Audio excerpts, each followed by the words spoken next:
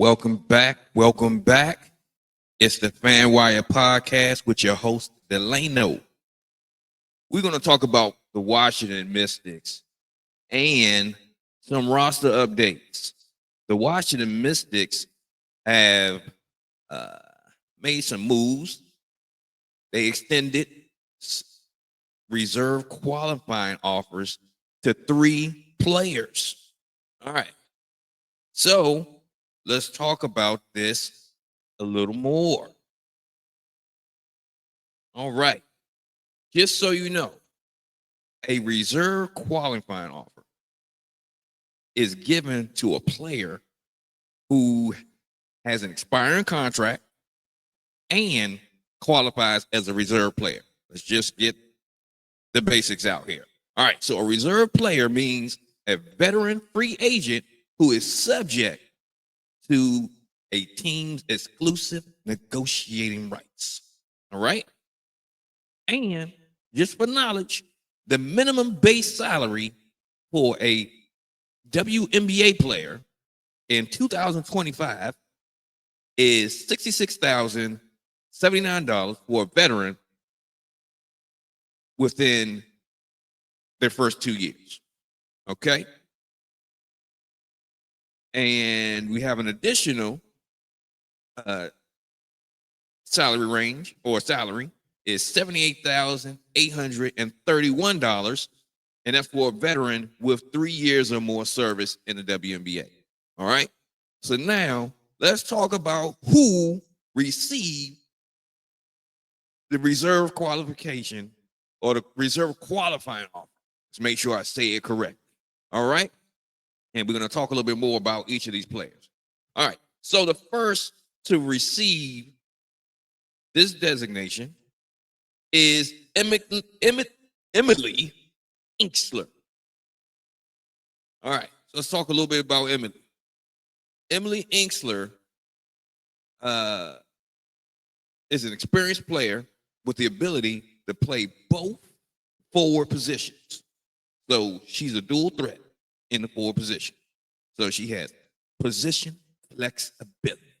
All right. Emily Inksler is an excellent rebounder.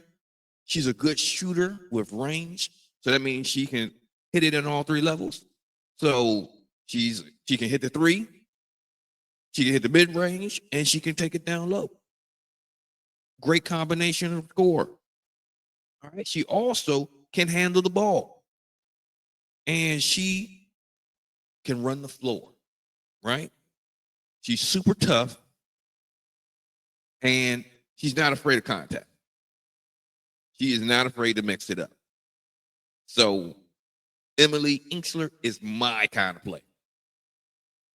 My kind of player. Super tough. And she's a leader. Okay? So during last season, Emily Inksler received the Washington Mystics Leadership Hard Hat Award. So that means that that award is actually given to players that demonstrate leadership, selfless work ethic, and the commitment to sing to the team's success. Amazing. That is the type of player that you have to build culture. So we have a new coaching staff coming in. We have a new GM taking over, and they're going to be building culture. This is the prototypical player for them. She can produce, and she's a leader. That's what you need. Especially we're going to have a younger team going forward. They need this type of player. Perfect. Make sure we keep her around. All right. Just as a backtrack, Emily Inksler was signed last season to a training camp contract, and she didn't look back. She did her thing.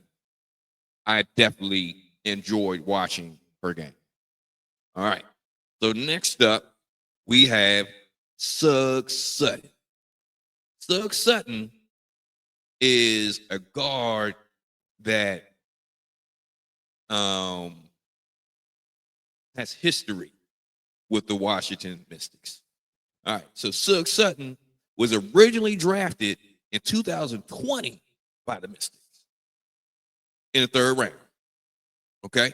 And we know how hard it is for a 3rd round player to make a team. And she made the team. So that means she definitely was doing her thing as a rookie. All right. And she also had value. So she was ultimately traded away. But full circle. Sug Sutton was traded back to the Washington Mystics. Okay. All right. So Sug was traded last season at the deadline. Right.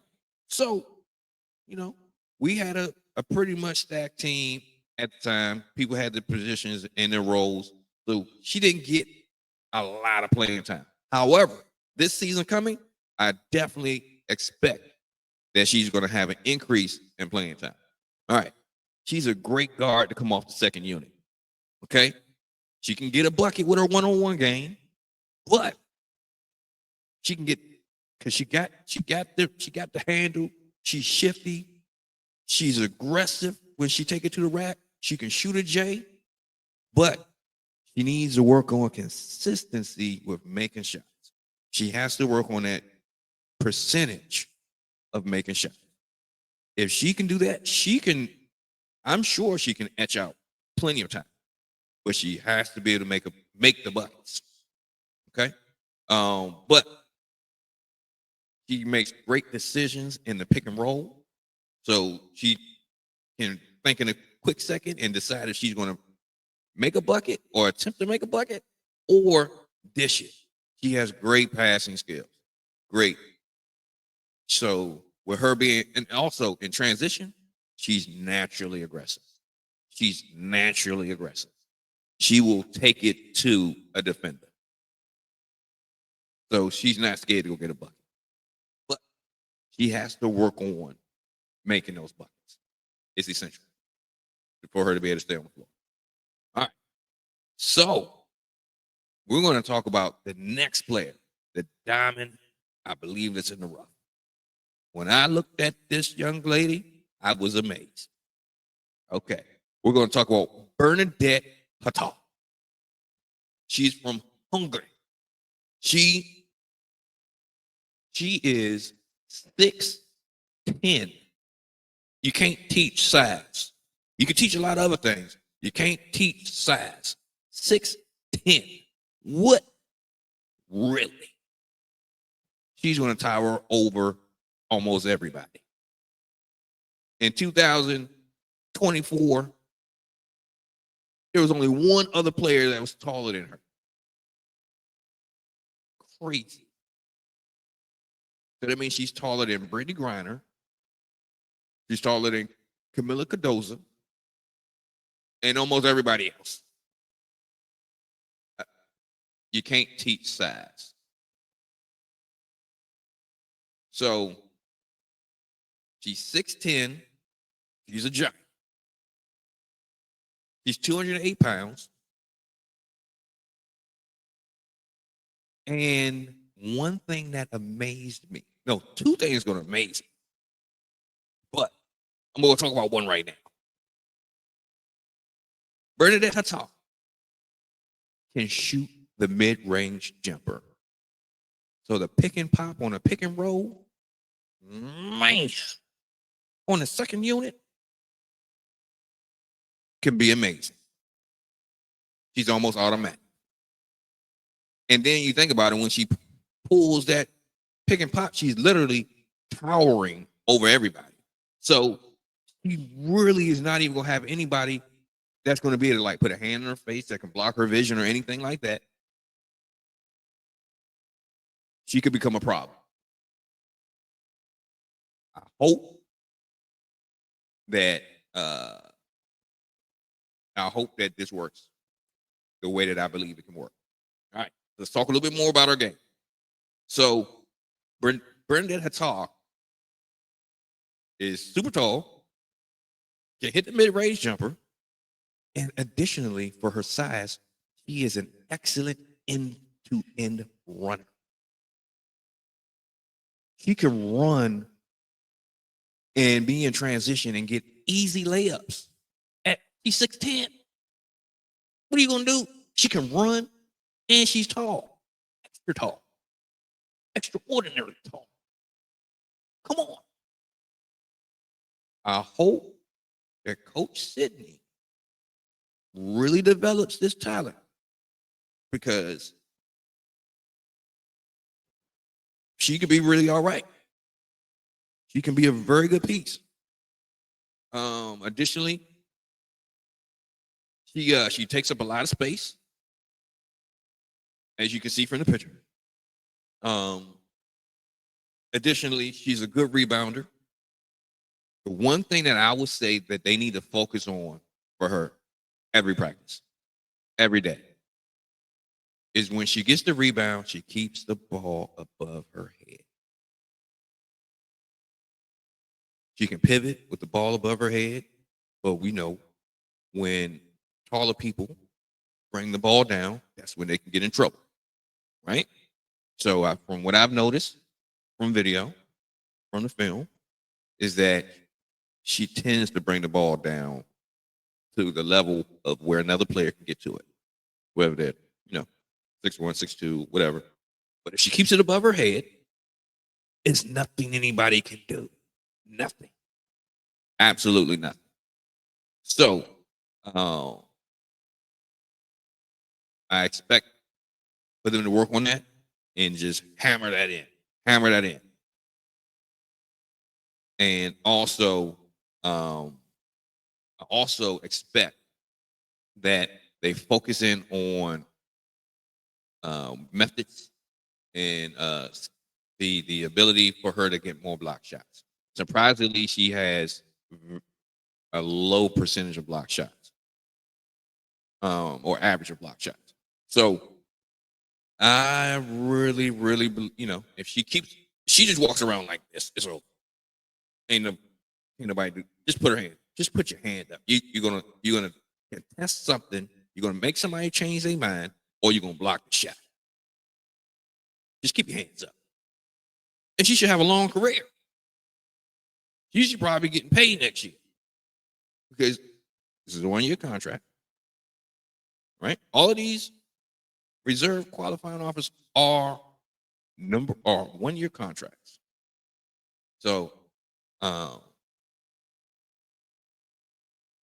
Bernadette has a very high ceiling if she's developed correctly. She's 6'10", she can run, she can shoot. And she could potentially be a rim protector and a better rebounder. What can you ask? What else can you ask? That is a skill set that is needed on every single team. Height is needed on every single team. It's not for so many people that are above 6'4" in the league. We have one. We just have to develop it. One thing that this leadership has stated in previous press releases is that we're going to be focusing in on player development going forward. So develop this woman. Develop her. Because she has a lot of potential based on the attributes that she has. Develop it. All right. So in closing, or just in review, we have extended reserve qualifying offers to 3 players: Emily Inksler, Sugg Sutton, and Bernadette Patar. These 3 women can definitely provide a good spark to the team, whether Emily is on the first unit or if they're all on the second unit. They can be something all right. They can put a lot of pressure on a lot of people's second units, a lot of teams' second units. So I definitely look forward to what can happen from these 3 players, because they have a lot of potential. They have a lot of skill. Let's develop it Washington Mystics leadership, Coach Sidney Johnson. Let's see what you're going to do. You got some pieces. Let's see what you're going to do. So make sure that you take a moment and subscribe to the FanWire podcast so that you are aware of all videos and news that are popping up regarding the Washington Mystics, WNBA, and other sports here in the DMV. So we look forward to that. Additionally, make sure that you like the video and leave some comments. Let us know what you think about the direction of the Washington Mystics and also the players that were extended reserve qualifying offers. Let us know what you think. What do you think their potential can be? Yeah, let's see what happens. And don't forget, let somebody know what we are doing over here at the FanWire podcast. And this is your host, Delano. Y'all have a good one. We out of here.